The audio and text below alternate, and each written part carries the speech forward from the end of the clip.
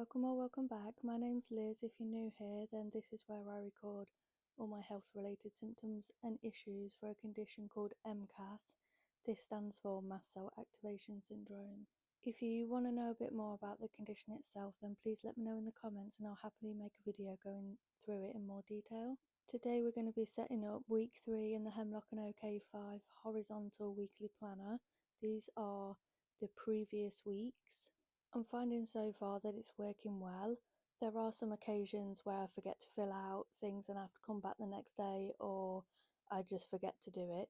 I have started taking a brief note in my daily journal so I know at least what I've eaten and the weather, but lots of things in my data can be like backtracked, so it's data from my Apple Watch so I can access it at any time. This is how this week looks so far. Everything's going really well. I'm able to record the information in time. But right now we're going to go ahead and draw in this week's layout and get some decoration down on the page. I'm using exactly the same layout as the previous week. I'll do that this week and then go ahead and have a look if I want to change anything. The decoration I'm using again is from Papershire. She's got a website and I'll link that in the description. She also has digital stickers available on Patreon, which I can leave a link there too.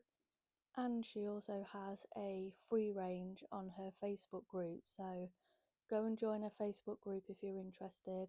Take a look at what she does and what she's got. She releases new kits every month and they're always different kits, so she doesn't like repeat the kits every year. She won't do a kit the same as like last January for this January. Right, let's crack on and get on with the spread. I have also picked out 2 different colours to use which I think go well with these stickers and the colours of these stickers. These ones are just Ohuhu dual end brush pens. I'm also using my trusty Vodanoski hard nib brush pen in black for the lines that are bordering the elements, so the blocks of information. The nib is a little bit like a felt tip pen kind of nib. I've had this for well over a year and I've not had any issues. The nib's not gone soft. I absolutely love it. Okay, let's crack on.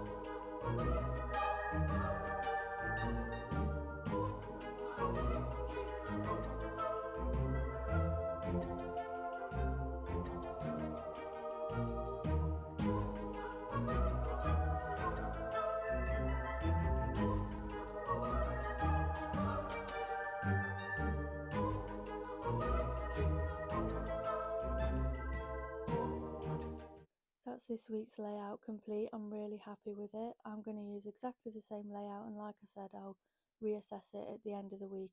I am going to move on and show you some examples of other ways I've recorded health data. So last year I used this Hobonichi Weeks. Absolutely love the size in regards of carrying it around with ease. Now this is an example of one of my spreads. I have got the weather along the top, a fatigue log, a bowel log, times that I woke up and sleep log. Then I've got my symptoms with a score out of 10 and my routine and media consumption. On the left I have a food log, a mixture of highlights and important tasks and events. You could use this as an everyday planner if you want a snapshot of the week. You could also use something like a wall diary or wall planner, which I'll give an example of using my dad's yearly wall planner. This is actually mine, not my dad's. My dad took a bunch of photos and he's picked out some nice ones and made a calendar out of it, and I get one every year around Christmas time to use for the following year. Go ahead and find a page. I think we're going to use February because it's cute. This wall planner has quite large dates, so there's less room than one that's got big squares, but this sort of thing can work. If you use a key or something, if you're only tracking one or two things, you can use a key. Just grab a couple of pens, one colour for one thing, one colour for another thing. Let's say we're tracking migraines, you just get your chosen colour and mark the day that you had a migraine. And if you want to track 2 or maybe 3 things, then you just grab yourself a couple of more colours, which I'll show you now. If you're someone who likes to track your mood, you could use 3 different colours and then label them low mood, okay mood, high mood or good mood, and then mark the days of your relevant mood. So at the end of the month, each day will have a different coloured dot on there. It's really simple, really easy, and gives you a great snapshot of the month and where your mood was highest, lowest. If you need to track other elements, then you could do that in like a pocket diary or something, or if you journal, then you can correlate your mood to whatever it is you've written in your journal as well. I really like this idea for things like pain or blood pressure. This is another example in my Hobonichi Weeks pocket size where the food and symptoms are all logged individually on each day rather than it being collected as a week on the right hand side page. Everything is just across the spread. It's okay, but it's a little bit messy and you can't quite get that same snapshot. This week's is a great size compared to the standard A5. It is much smaller and so much easier to carry it around. I have a mega weeks, which means it's got loads and loads of pages in the back that are blank. You can use that for taking notes for anything really. You could journal in the back of it and then use the front of it as like a health, maybe a mental health and a physical health planner. But yeah, the sizing of it is great. I mean, the Hemlock and Oak is a little bit bigger than the standard A5 and it's tiny compared. I think it's a little bit bigger than my iPhone in height and a tiny bit wider. I couldn't show you because I actually use my phone to record. Anyway, I hope this has been helpful, and if you want a more detailed video about how else you can record, then I'll happily do that. This is another view of this week in my horizontal health planner. And that's all for this week. Thanks so much for watching. Bye bye.